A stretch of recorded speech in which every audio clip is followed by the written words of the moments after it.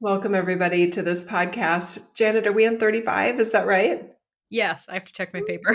Very good. Welcome to episode number 35. I'm Jill Renee Feeler. This is Janet Eichhorst. Hi, Janet. Hi, how are you? So glad you're here. I'm good. So we have an idea for the topic today, and I'm kind of excited because I love like cheeky humor, and I think this fits in that category. But I hope it's, obviously we hope it's useful and maybe even entertaining. So Janet, as I recall, what we have planned it are sort of like rules for spirituality or rules of what you needed to do or not do and never do in order to be like spiritually connected and high vibe and like a vessel of God and like all these things. And does that sound good to you? Yeah, that's kind of what we were playing with. Okay. How would you say it another way? What have you ever Um, that? I would say the example that just came up in my mind is kind of funny, but it's like we thought bloodletting was a good idea at one point in time. Okay. Well, actually, I just want to. I'm thinking of there's a tribe in Kenya, and I believe they're in Tanzania too, and that's still their main diet is cow bloodletting from cows mixed with the cows and the goat's milk, and that's their primary source of nutrition. So, Oh,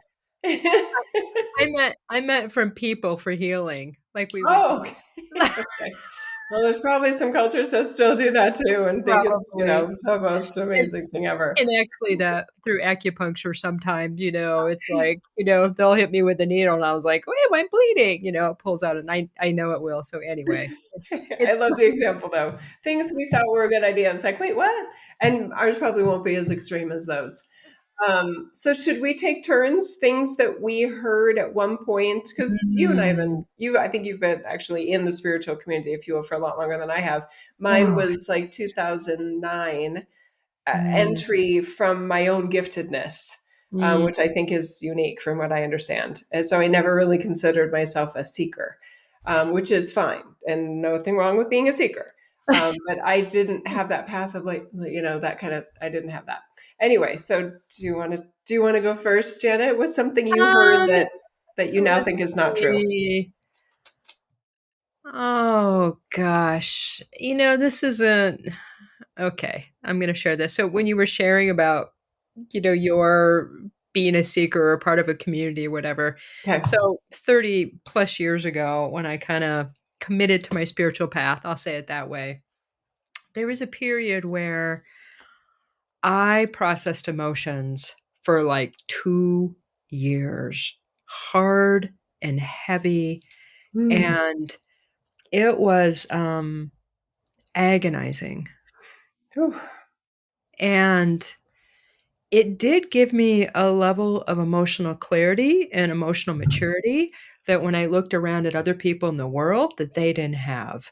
So that was kind of my I'll call it my, what did I used to call that?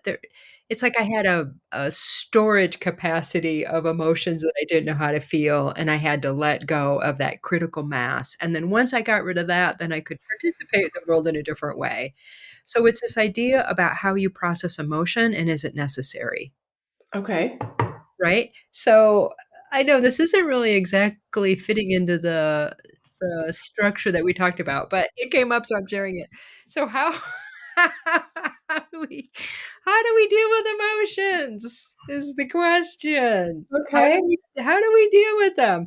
So in the past, it was always about 30 plus years ago, there was a real depth and a real grittiness to it and it was long and it was lengthy and I realized I was processing other people's emotions and I didn't even realize it till I realized it. I didn't want to do it anymore, right? Because I'm like, I got my own stuff, I don't want to process yours. So I was like so open that it wasn't helpful.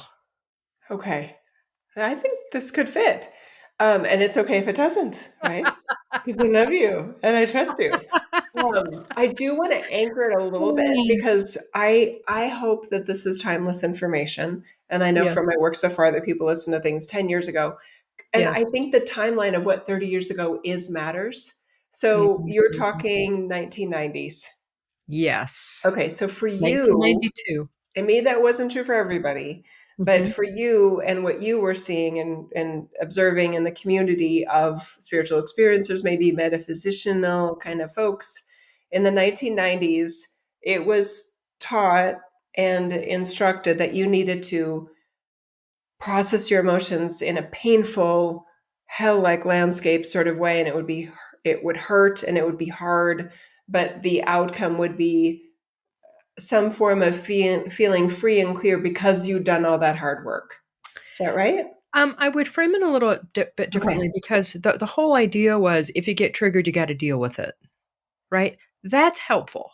Okay. So we would sit around in a group and people would share stuff. And if people were sharing about any sort of abuse, people's emotions would come up and then we would hit the mats and process it, We would right? what? What are the words right there? I'm sorry. Hit the mats. We literally had futons in the back The and people mats. would Okay. stretch out and they would process that stuff, right? Physically.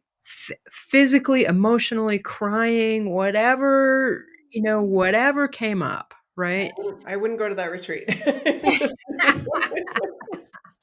I think I intentionally like, okay, that doesn't look fun. I'm not going in then. Yeah. Well, and everybody is so different in how Yes. they process it, right? And at Yeah. that point in my life, there was such a mass of things that needed to be released. That was the only Okay. way. So my point in this is, if I still acted that way, I would I mean, I couldn't even do it, 1, because I'm so different, but it's not necessary to Okay. process that stuff in Okay. the same way. Okay, so that's what I was kind of hoping to get to too, is I understand the before. And by the way, I do want to acknowledge that for some people, that's not a before. They're Yeah. still processing, they're still feeling like that's part of the doing the work, you know what I mean, kind of thing. So I can't wait to hear about your version of after slash what you can do instead.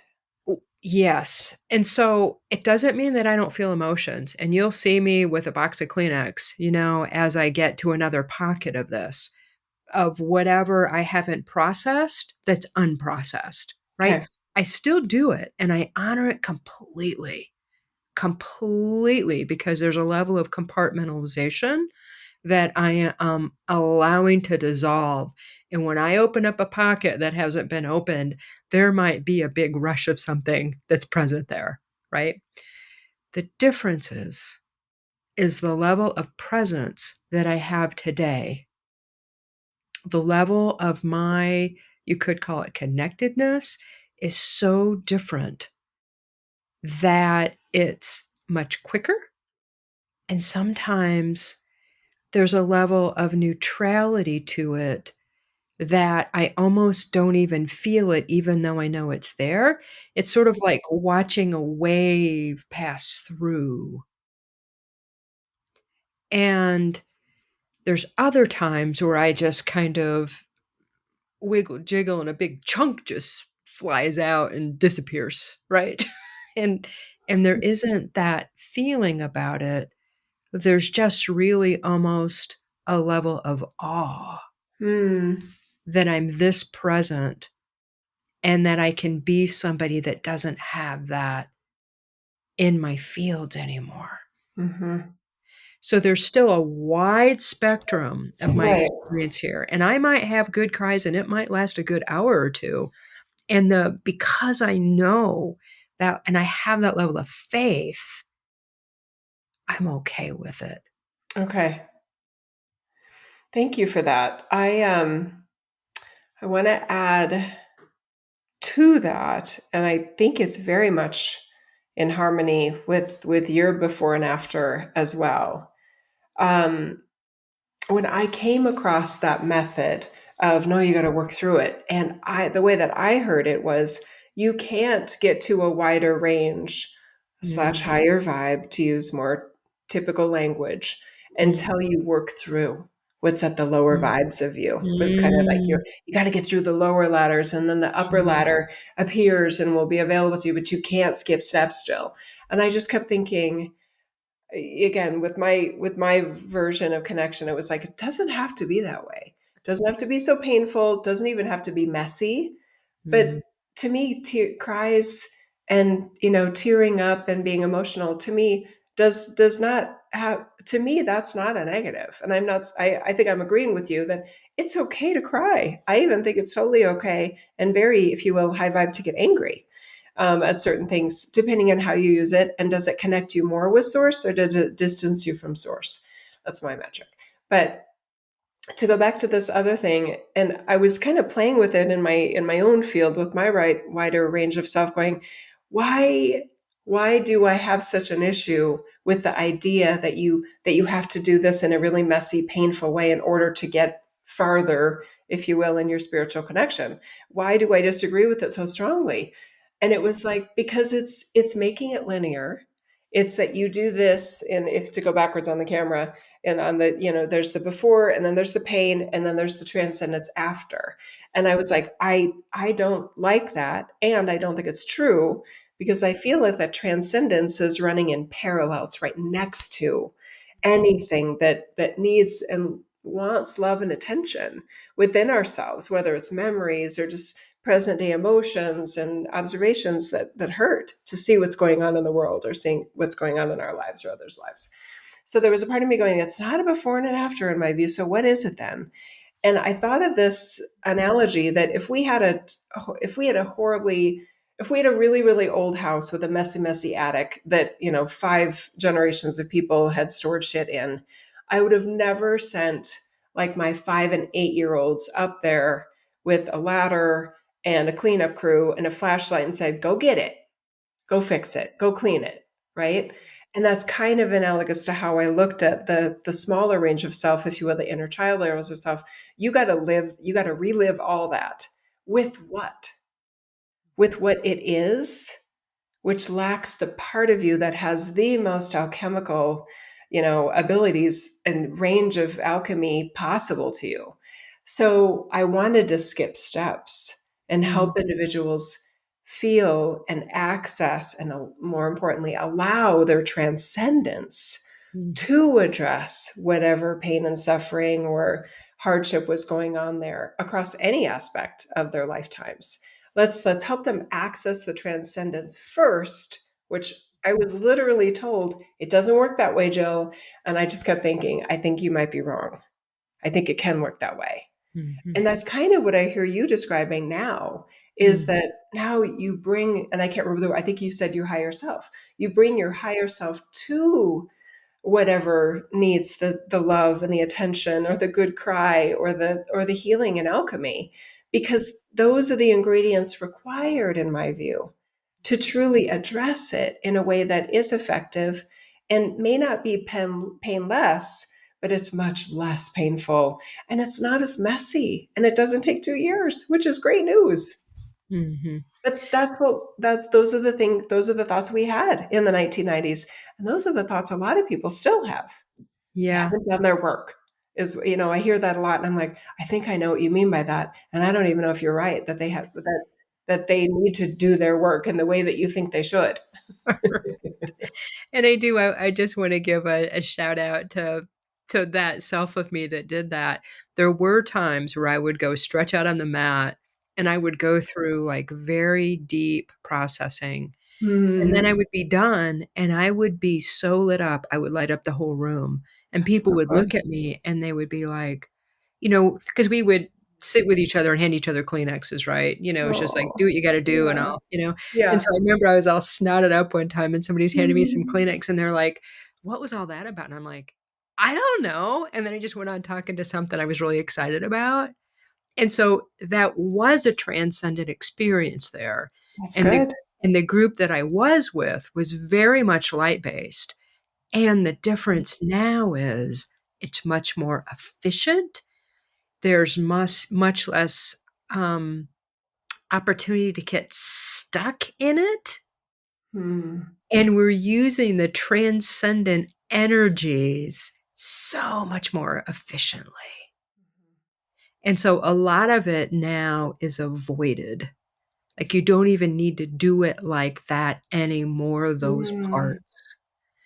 And so that's like a kind of an evolutionary jump, and I know a lot of people that have done that. So it's not like that was, and it was beautiful. I mean, I was like, "Whoa." I mean, I I learned so much during that period. But and I'm glad I'm not there today. All right. I'm so glad That's I'm not fun. there today. I thank you for also saying about the evolutionary jump.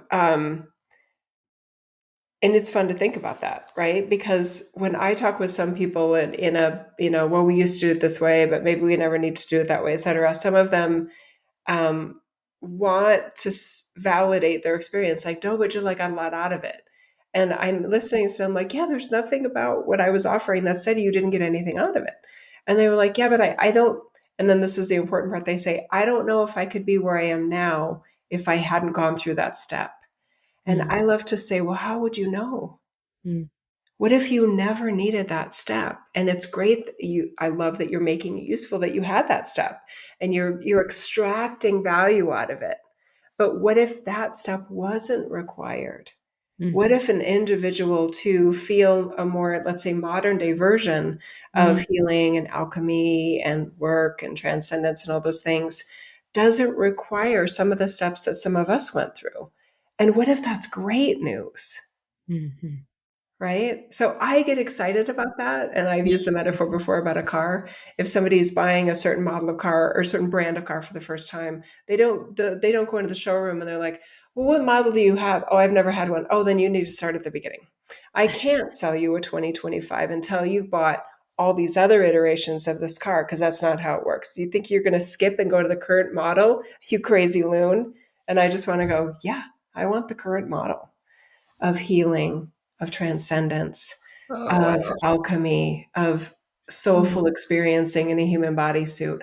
I want to skip as many steps as I can, knowing that if there was something about another iteration of this that I could benefit from, I'm going to stumble across it. mhm. And that's okay. What if it's nonlinear in a completely fun way? Yeah, this is such a valuable conversation in the sense that I'll use anger as an example. Back then, I went and gathered every stick that I could find and beat it, against this huge rock, and I had to release this anger, right? Oh my gosh, That's what I yeah. did. Today, sometimes I will feel such, I'll even call it rage, and I can be in such a still place where I'm using the energetics of that range of rage within me and allowing it to literally do what it needs to do for me to find and create a better version of myself now. So there's power in that. There's power in emotions. There's life force energy. And when that gets stagnant, it gets to get released. And if I'm willing to feel it, if I need to, and have it be messy, that's the key, I think. Because I don't know, I might be that my whole life where I get to like snot it out. I don't know. And I may need to still grab some sticks and beat them against a rock someday. I may need that kind of physical release. And there's also this option of this very efficient way of being transcendent and allowing literally the creative life force that I am to be so present that it changes everything.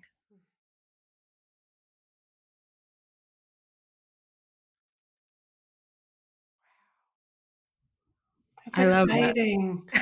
I love it too. It's exciting. It really is. I think it's an exciting time to be alive. And I love it that what you and I are describing, and I think the methods that we use, I don't want to remove, the other practices that were used 30 years ago or maybe are still used today by some. I don't feel any need to go, no, stop doing that. If it because I trust the individual. To me, the power's in the individual, Mhm. not the practices that they're using or the crystals that they have or their food rules, and all of these things. And I think that was that was another one for me, was when individuals were like, so when you channel, like, what do you hold? And there was a part of me going, because at the time I didn't hold anything. And I was like, I don't even know what you mean. They're like, well, you have to have like this stone and this stone and this stone, and you have to make sure you only ate that, beforehand. They made it very uh, there was a very specific process that they felt had to be followed, and there's rules and rights and wrongs and all those things. And of course, my nature is, well, then I'm going to do everything you think I'm not supposed to do and see if it still works. I'm going to have a big burger beforehand, big beef, fast food, even burger before I do that telesummit, and just see if it's impacted at all negatively. No, I don't get sick from food like that. So people are like, I feel sick for 2 days when I eat that way. And I'm like, oh, I'm so sorry. Yeah, I don't. It's like nothing happened for me. And anyway, I'm good. I don't know if I should be bragging about this, but I'm still good. I'm still good. People are like, oh, you're scaring me. So I wanted to test that out though, and I did have another person tell me, you can't do readings. Even nobody should have alcohol. Like, nobody should be drinking wine. Nobody should have cocktails when you're doing readings, because, and they said, it's a sacred experience.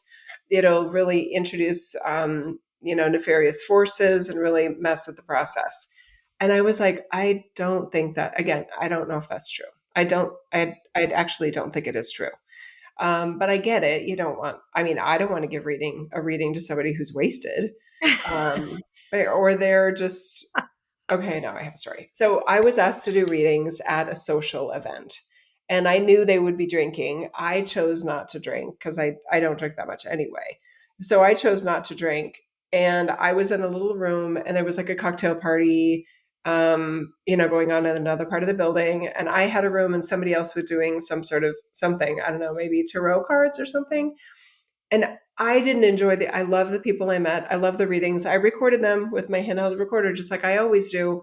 Yeah. But I didn't enjoy the experience. And I realized it's because I was like a part, they used to be called a parlor trick. Mm. I was the court jester. It was like, oh, what'd she say to you? What'd she say to me? And I'm like, I would rather my gifts not be that superficial and light, and something you do, like somebody draws your picture in like a caricature artist, or like a photo booth where they have emojis and Mm. stuff. I Mm. I'm just like, I take my work more seriously than that, and I would rather that I'm in an environment where the clients are taking it more seriously than that too. So I chose not to do that again.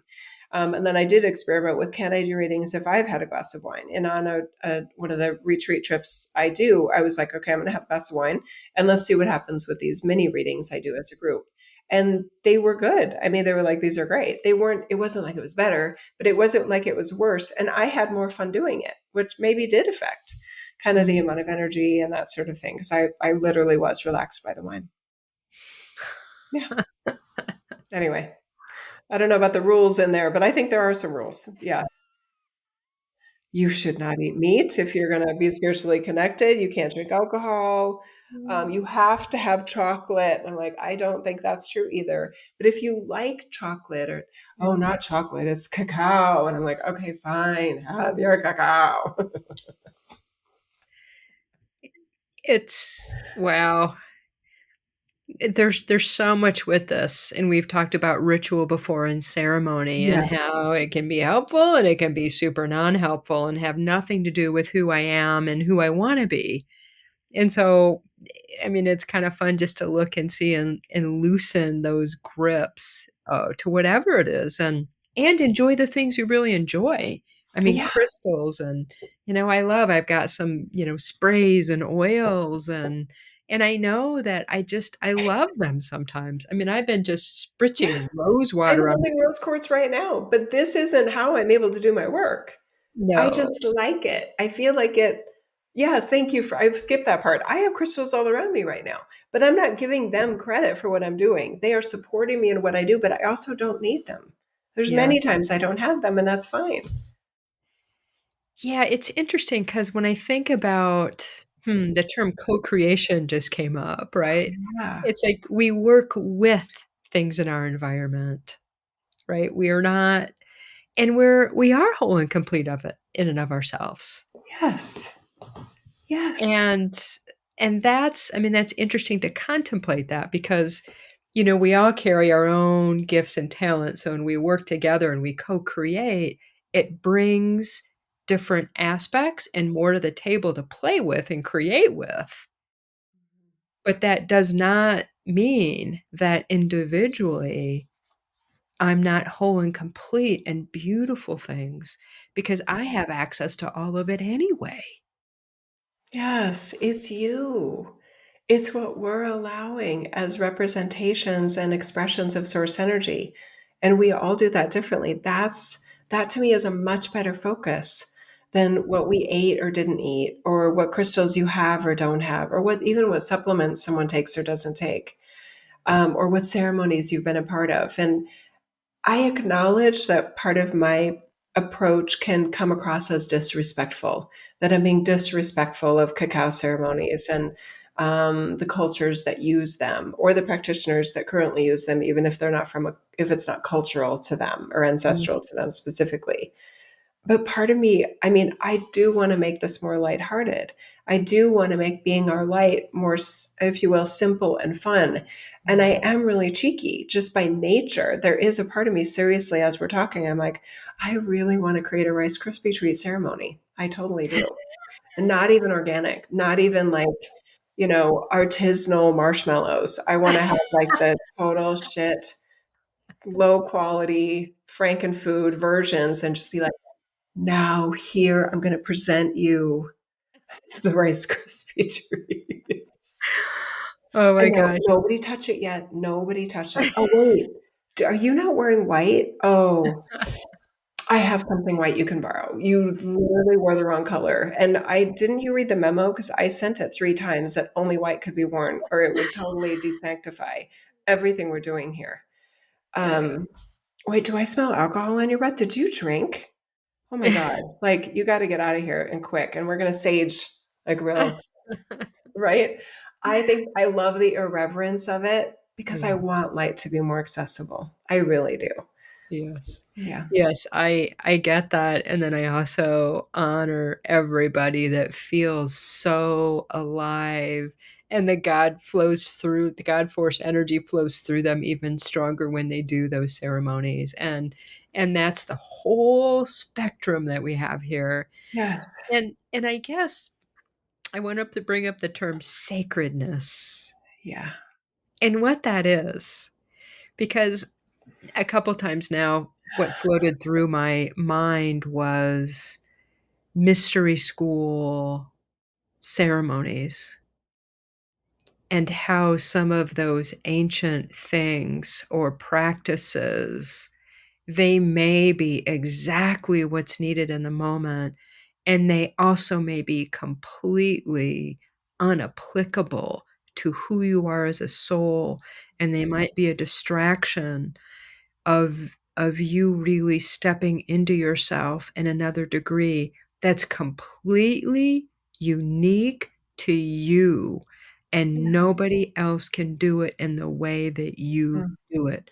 And that applies to everything: your job, your family, your business, your personal spiritual evolution. And I think we are getting to a place where we're much more efficient, like we talked about for the emotional processing. There's much more efficiency and less gunk in the way. Now, the stuff that does come up typically, it could be more core gunk, which could be a little more potentially challenging and perhaps not to deal with, and it sometimes is a bit shocking when I find it, but I realize its core. So, the whole idea of whatever the ritual, whatever the sacredness, and this applies to church as well. This applies to any institution.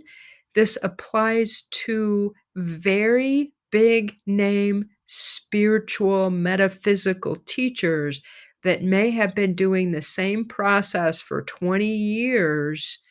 And if you end up participating in it, it could be a detour for you and not really benefit you being more of the light that you are.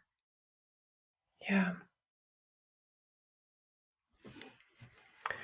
I want to pull back the curtain a little bit on this idea of ceremony because using my giftedness, it actually is occurring to me Mm, that practitioners across the ages, which is not just back, it's not just historical, it's also present and even in the future. Because as our soulfulness, we're operating beyond space and time. So there's any point in time that we can create a self and a way to offer an effect and experience a reality, any reality. It feels very real to me that ceremony was created by spiritual experiencers, spiritual practitioners, supporters of light in other life forms. Ceremony was created as a way to help the recipient of our teachings or our methods believe in the light that they are, believe in the transcendence that they are. And with some humans, we can be we are a very susceptible human template as a template of energy, as a structure, as a firmware, if you will. We are highly influenced by individuals that we have placed in a position of authority or a sense of authority.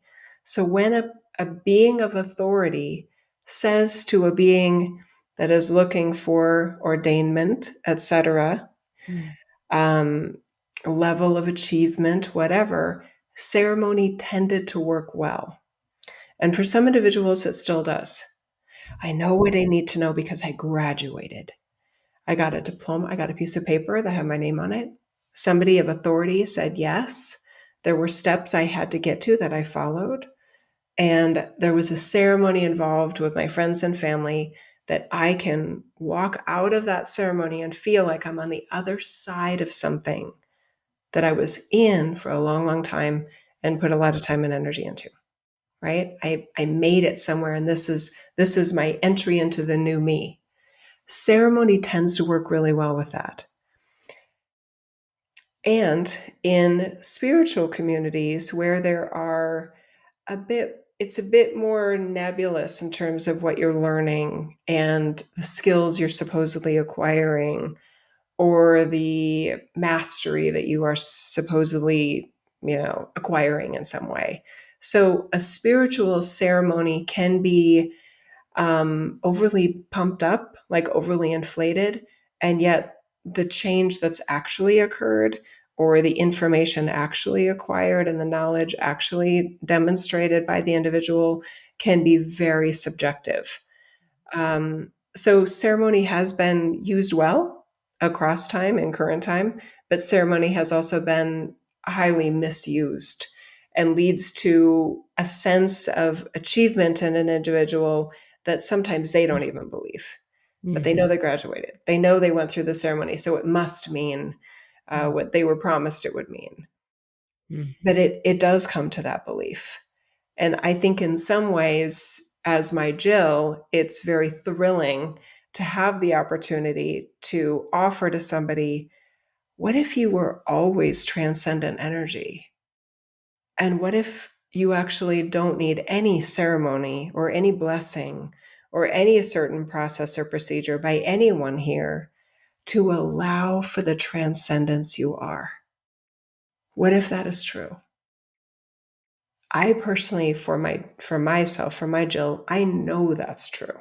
mhm, But in a way, it doesn't matter what I know. It matters what others believe and what they know about themselves, right? And I am more, in some ways, more excited about what they will allow for themselves versus what I've allowed for myself.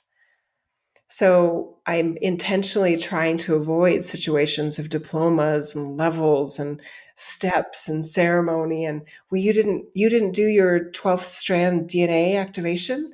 You can't go farther until you get that. And it's $1,000.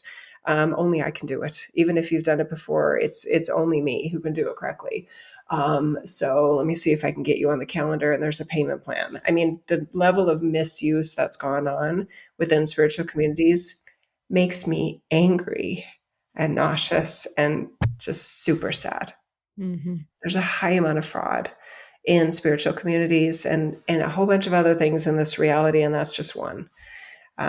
Anyway, I'd like to stop and listen to Janet now. Mm. Phew. So the analogy of the comparison between what you just said to the AI conversation we had a couple podcasts ago, where the AI was constructed of somebody's belief system. And then the AI basically was reading somebody's oversoul and spitting stuff out in great language, Mm, right? But it's all based on somebody's worldview and experience. mm, So ceremony can be the same thing. It's got somebody's filters, it's got somebody's ideas that might not be aligned with mine. And they might actually bump up against it, and they might actually have power imbalance built into it in a hierarchical way. And so ceremony that enforces any of those things I just mentioned, I would not recommend. you would what? I'm sorry, I missed those last words. I would not recommend. Yeah, me either. So, and it doesn't mean that there's not ceremony where if I this morning I was doing something and I was like, "Ooh, I got a blind spot here," and I could feel it. And I was like, "I think I might need some support around that because I can't see it and I know it's here." And then I paused and something else happened and I was like, "Ooh, I appeared to have more access." And I was like, "Huh, all right. Well, let me just sit with this a bit more."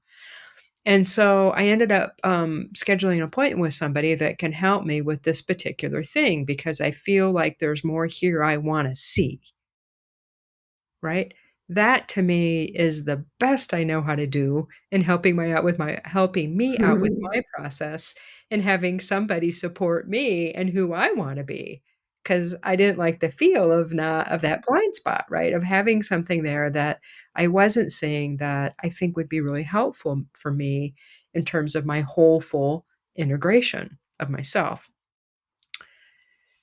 But if I'm not aligned with somebody's belief system or they have some hierarchical imbalance or thinking they're better, and if I participate in that, I'm basically entraining myself, and there's inner conflict built into that, and there's a level of me needing to leave myself, typically, like, that's what's supported.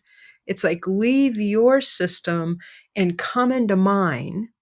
Now, that doesn't have to happen in ceremony, but that's how it's structured in some cases. And so this is really great for people to check out. And I've had amazing cacao ceremonies, but that's about me and my relationship to the cacao. And I have to say, the woman that prepared it did a stellar job. And I the energetics that she provided in that Yeah, whole experience provided a foundation that was very helpful and aligned with me and didn't have any of that crap in it. So there we that, go. that Yeah, provided the space for me to have an yes, incredible experience, and I yeah, loved it, and I'll never forget those feelings because it it's was so so good. fun, right? I know if I'm sure I know a few, but there's one practitioner I can think of that does cacao ceremony, and I know her, so I know it's amazing. And Yeah. I'm thinking it could be Rice Krispie treats, but that's just I was thinking is there no value in cacao? I'm not saying that, but I also don't think it's some. I think you could have done it with anything. I keep wanting to give us the light based Mhm. uh, Mm. powerhouse that we are versus kind of credit to these other things, but that's just me. It's not that they have no effect. It's not like Yeah, taking a placebo. It's a thing. yeah, Ayahuasca is a thing. yeah. Psychedelic mushrooms, that's a thing, and it does have a chemical reaction within our physiology. I'm not denying that. I'm just Mhm. saying if there is a transcendent transformational experience, you are far more empowered than you realize. And if you want to use those tools and ceremonies, et cetera, then please use them. Please use them. And if you want to go make Rice Krispie treats and believe and allow that it's the most transcendent experience you've ever had, then yeah, do that too. Oh, I it's funny you use that example because Rice Krispie treats, when my ex had her stroke, I basically had almost a ritual with Rice Krispie treats, like, it was the thing, and Oh my I mean, gosh. I made them when I was growing up, right? It was a thing in our family, so that probably had something to do with it, the warm and fuzzy, like, thing I felt from it, but I went through a Rice Krispie treat period. So sweet. I love the buttery. I love it when I add extra butter and they're just buttery and gooey and they're kind of it's almost like the Rice Krispie treats don't have enough structure. I don't like the ones that you gotta cut. I'm like, because there's not I'm like, there's not enough butter. There's not enough marshmallow in there. Yeah. Um, the other thing I'm thinking, and I'm kind of hesitant to mention this, um, there is so much going on in our human system that especially when we're in a state of fragility, where things are really like, I don't know if I'm going to live, I don't know if I'm going to make it, where some sort of symbolic ceremony, event, whatever, can be hope giving and life giving. And I love that part of it.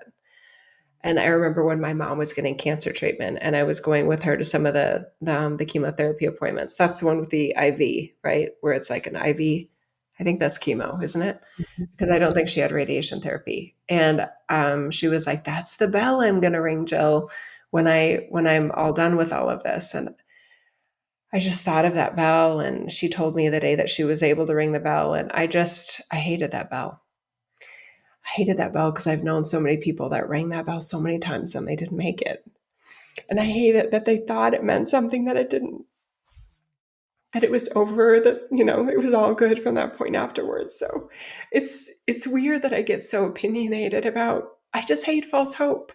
And I love that that bell does mean something, but it also, things don't mean what we want them or need them to mean as humans. And I just feel the compassion and the humility about our how fragile our structures are and how dangerous this reality is. So I don't like false hope. I really don't.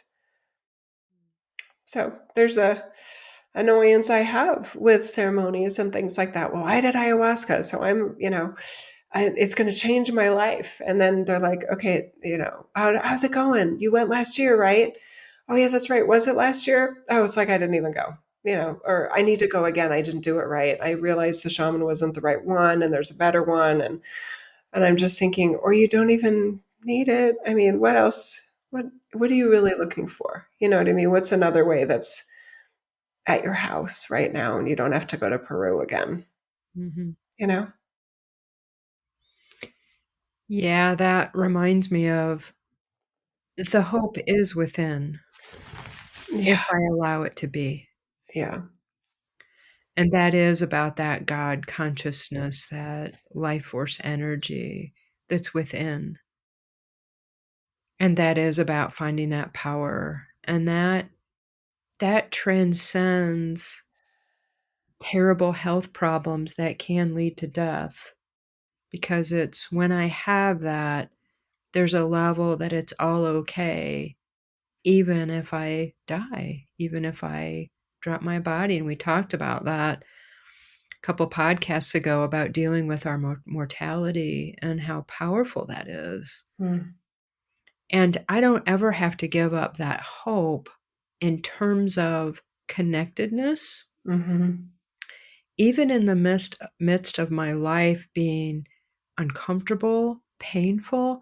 And I think that's what when I have enough life experience and I go through periods that look absolutely horrific, and then I come through the other side and I look at it and I get the perspective that there was something there that was very powerful and meaningful to me.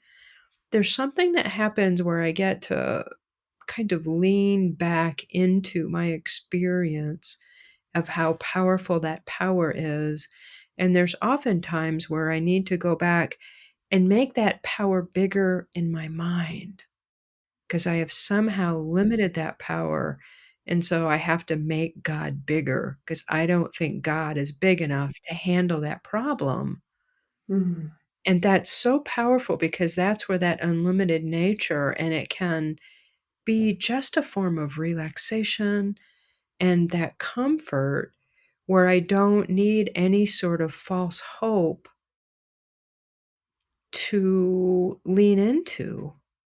I can really see it. And, joy can make such a difference. And maybe it's the fact, I mean, people can ring the bell in lots of different ways. And the fact that I gave myself an opportunity to have a different life by going through this process without being attached to what happens and really appreciating the love I have for myself in that's healthy, And if I have that underlying faith and that level of connectedness, I can face anything.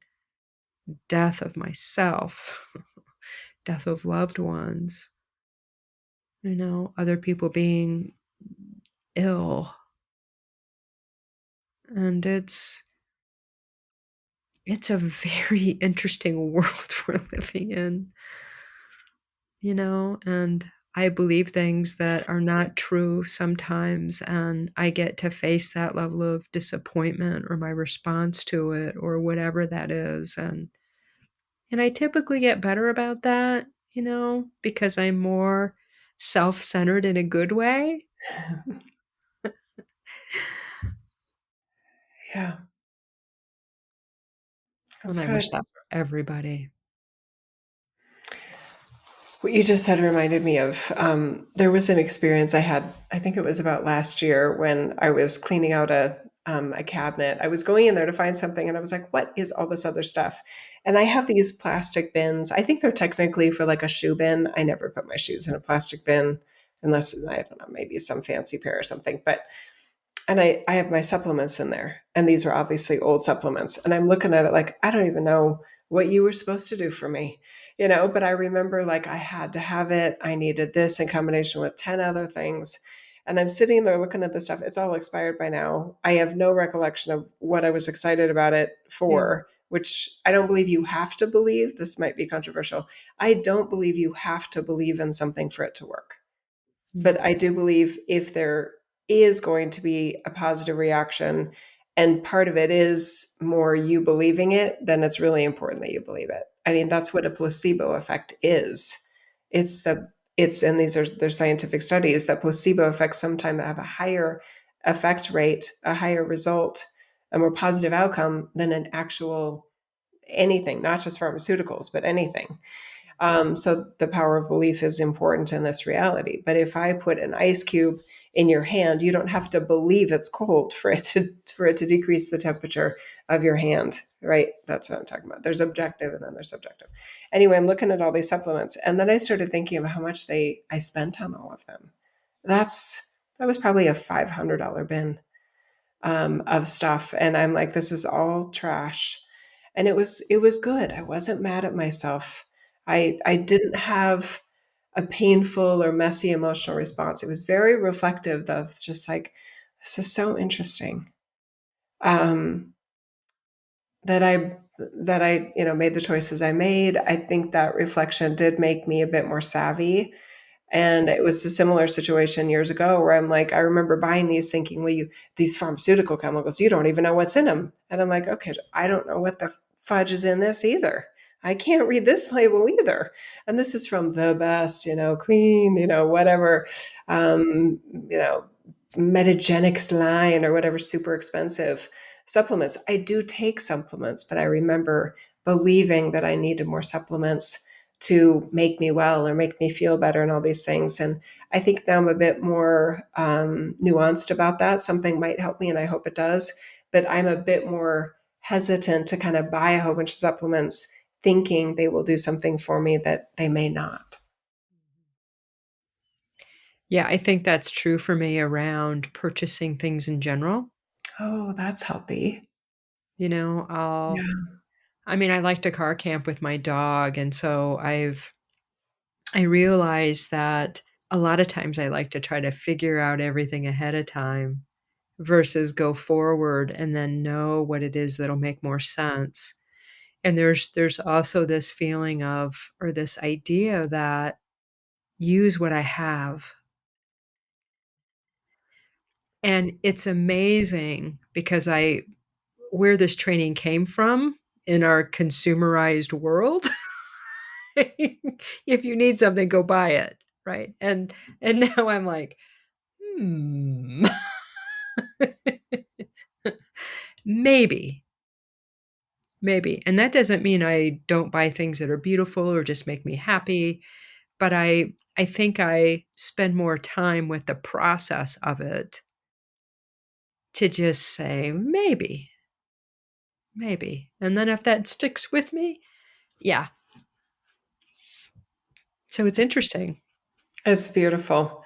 Um, Thank you for saying that because I feel like economically there might be more individuals that are wishing to be a bit more financially savvy and not be so quick to fall for the idea that there's something that they have to have slash need.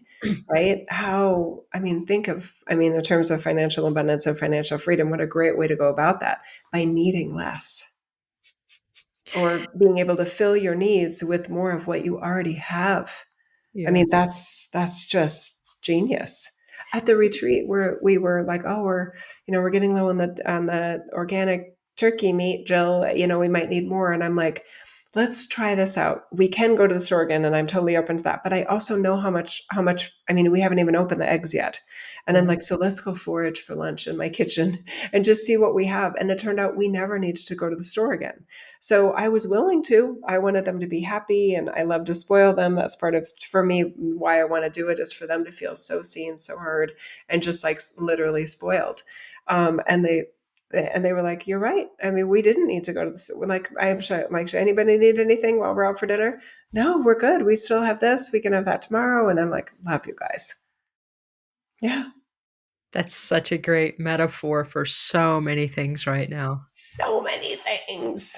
Yeah, I don't feel the need to go to Bali Yeah. for any sort of spiritual activation. I don't feel the need to go to India. Um, I have never been to Sedona. I might go though. But so far, I just have been to Shasta. There's a lot of things within spiritual communities and in an audience like this where we may have this some sort of a bucket list of things that we have to have or have to do or a Mhm. skill that we have to have. And I would just love for us to kind of take our hand off of that list, or maybe even write down that list and then look at it again with fresh eyes and a fresh heart and just go, but do I? Or am I already whole and complete? Could those add to my experience here and might it be amazing? Yes. But do I need it? Am I voided? Do I have voids if I don't have that or do that or be that? Mm. And it's interesting as you're sharing that, the criteria that seems most effective right now is, I think I should do something, right? And then I'm like, "Well, I don't know, maybe, maybe." And then it'll come down to, "Hmm, I don't know why I'm doing this," and I am. Like, there's just, like, inner knowing or, like, I'm gonna do this, and it's a whole different feel, and it feels like it is about the bigger me and the bigger guidance system that's operational and always here that I'm paying more attention to, and it doesn't make sense to my mind.